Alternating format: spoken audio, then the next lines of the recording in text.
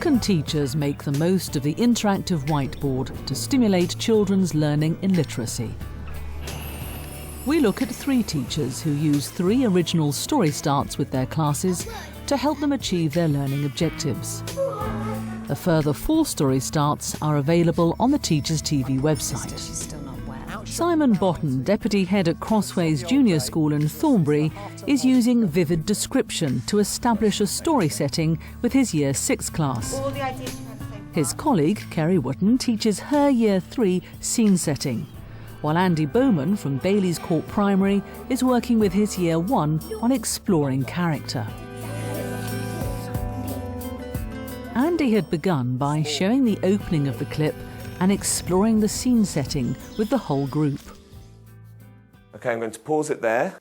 I just want your ideas about where we might be at the moment. Forest of Dean. Why do you think we're in the Forest of Dean? Because it's got squirrels. Can you see some squirrels, can you? No, I can hear some. You can hear them, good. It might be a forest or something, like a wood or something. Wow. Andy wants to get the children thinking about character, so after showing them the whole clip again, he initially gets them to work in pairs to talk about who they think they may have found in the forest. Might be a scarecrow. Scarecrow's wearing a big hat. Yeah, big. A giant. No, it's a short. A big body. Yeah, and a big head. Yeah. Sharing class thinking, Andy captures the children's ideas on paper. So, who wants to start us off? A scarecrow. A scarecrow. What would the scarecrow look like? Can you describe him to me? It has claws. Claws? OK, so a big scarecrow. Would he look a bit like that? And what's he got on his... What sort of face has he got? Has he got a big face or a small face? Big. A big face, like that? Yeah. Oh, it's quite scary to me. And has he got a hat on? Yeah. What sort of hat is he wearing? A red hat. Inspired by the video, the children have created their own characters. Purple hat. It's big. A big statue? Yeah. Okay. As a way of exploring the characters in more depth, Andy gets the class to think about what questions they might ask their characters. Maybe it could be like a wooden man with clothes on, and it's a Roman. That also, you think it could be a Roman. So what questions might you ask this Roman if you found him? Where do you live? That's a brilliant question. Well done. You live. What do you like? What do you like? That's another great question. Thank you.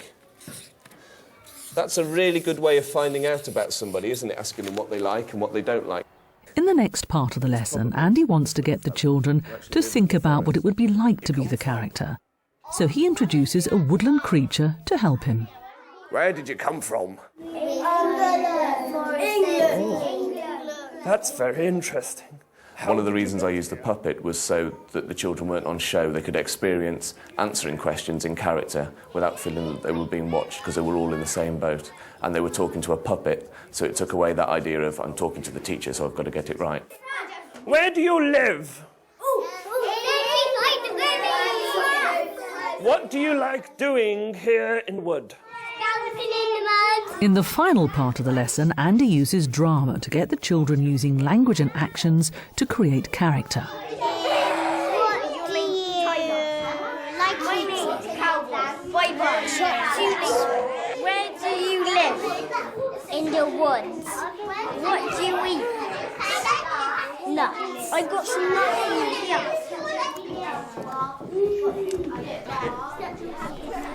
At Crossways Junior School, Kerry teaches her Year 3 class.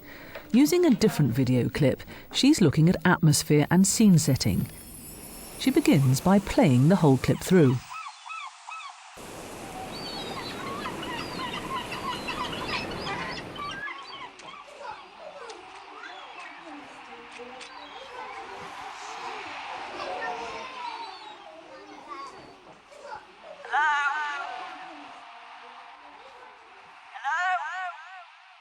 OK, and with your talk partner, I want you to decide Which of these words do you think best describe the atmosphere in the video? Maybe a bit scary. Maybe scary should go on the yellow one. One in the middle. Not the middle, like the yellow bit. Scary. It would be scary. Would you think it would be dangerous? Dangerous, sad. Yellow. Calm. Gentle. Peaceful. The children are asked to move the words they feel describe the clip well to the centre of the target board. So Cameron, why did you put scary in the centre? What made you think it's scary? Yeah, because it's like tells you what, and it tells you what it is like. In the next part of the lesson, Kerry uses questions to explore the setting further. Where is the story set? Beach. At the beach. Good girl. Who's going to be in it? I think it was the person who was saying hello. I think it should be a pirate or something, because that boy on the cliff looks like he's wearing a pirate uniform. There was a shipwreck, and that's the captain trying to see if anyone's still alive. That's really interesting. So let's get ready to have another look. Hello? I like to let them watch the whole video clip and then go back and focus on the different parts that we want to look at in more detail. That tends to work really well with the children. Why do you think they've done a close-up on the footprint? Why could that be a really important part of your story? No, the person who's on the cliff, that might be like him or the person who's shouting help. He might be a captain like Jack said, and that might be some of his crew's footprints. It's a really interesting idea. Kerry starts to focus the children's ideas on the beginning of their story. Why are they on the beach? Because maybe their friends has gone to play on the beach, and maybe somebody took them away.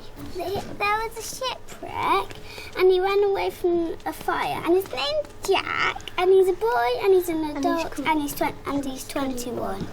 Weaving together the final part of the opening elements, Kerry explores the scene setting further.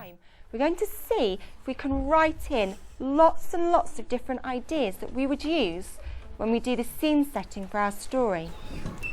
The children find it really easy to talk about the scene, thinking about what they can see, what they can hear, what the weather's like. So it's really nice you cover all those aspects through a video clip without the children having to do too much reading or too much work, which they would with the text. Who would like to share their sentence with us? It was a cold day on a freezing beach with the waves smashing against it. So it was a cold day on a freezing beach. So the atmosphere they're creating, for me already, feels quite lonely, quite tense. As I was standing on the grassy rocks, I saw footprints on the beach. Fantastic. After whole classwork and sharing ideas, the children focus on how they would write their opening scene. Standing on the edge. How do I edge? I don't know.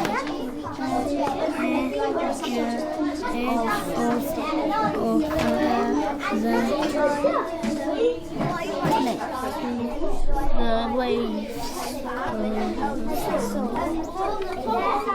crashing on the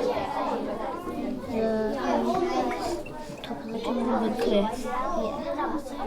Kerry ends the lesson by getting some of the class to read out their opening sentence. Standing on the top of the cliff, I heard the waves crashing on the rocks. Simon, Simon, where are you? On the top of the cliff, I stood and looked over at the other side. I heard the seagulls squawking. Fantastic. Thank you very much. The amazing thing about using a video clip is the children are immediately engaged. They want to take part in what you're doing. And it means that everybody can access the material. You haven't got children who are struggling with the reading. They are all able to see what's going on and to hear what's going on. Finally, Simon Botton is using his video clip to look at the use of vivid description to establish a story setting. We're going to try and create a place that doesn't exist, but it's going to appear on paper. We're going to use metaphor, simile and personification. Does anyone know what personification means? Like when the wind is howling or the wind is talking or something. So you're saying doing something like a human.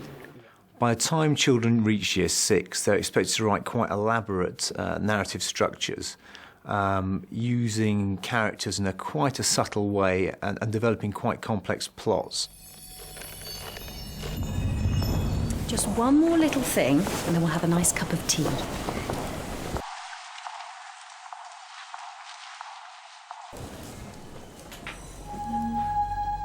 How can you describe, is it one bracelet? Are they all matching? What can you tell me about them? An assortment of shiny, chunky bracelets. Magnificent bracelets. Magnificent bracelets. How could I describe how they were hanging? It could be dangling. Dangling. Dangling like what? Dangling like icicles, maybe. Dangling like icicles, that's lovely. How does it feel being in that shop? Creepy? Creepy. Why does it feel creepy? Because it's like you can hear strange noises.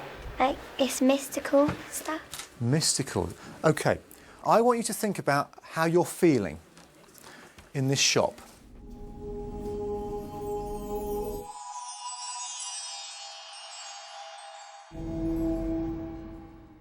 A bit scared. How would you know you were scared? You could be getting a bit clammy and sweaty. You could be like clenching your fists. Feeling like you're under a hypnotic spell. OK, we're just going to carry on. I'm over here, in the window. What does that mean? I'm telling you, come to me. So I'm like all frustrated and. It is. It's something slightly frustrated there, isn't there? Something quite. Oh. It wasn't exactly like a creature. It was some sort of ghost or something. This isn't something normal, is it? How are you going to describe that voice? The children start to focus on writing the opening of their story. It's a good one here. We've got, suddenly I heard a soft voice coming from the rusty small box. It was telling me to go there, but I dare not. OK, but you still go, don't you? Whilst I was shaking with nerves and aching arms, I walked towards the box. I didn't know what would happen next. Oh, yes. Before we watch the last bit of our introduction, who would like to read us their whole piece of description they've created in the last hour? You've done really, really well. Suddenly, I heard a soft voice taking me into a different world, scaring me into shreds, telling me to look in the window and look into a little box that was covered in dust. How does it know my name? Why me? I knew I shouldn't have come into this shop. I got closer and closer. I couldn't help myself. The box was rusty and old and was looking at me like an ancient message. Oh, good stuff. Right, I want to finish off just seeing where this story would go. Come on, Elizabeth. The lid.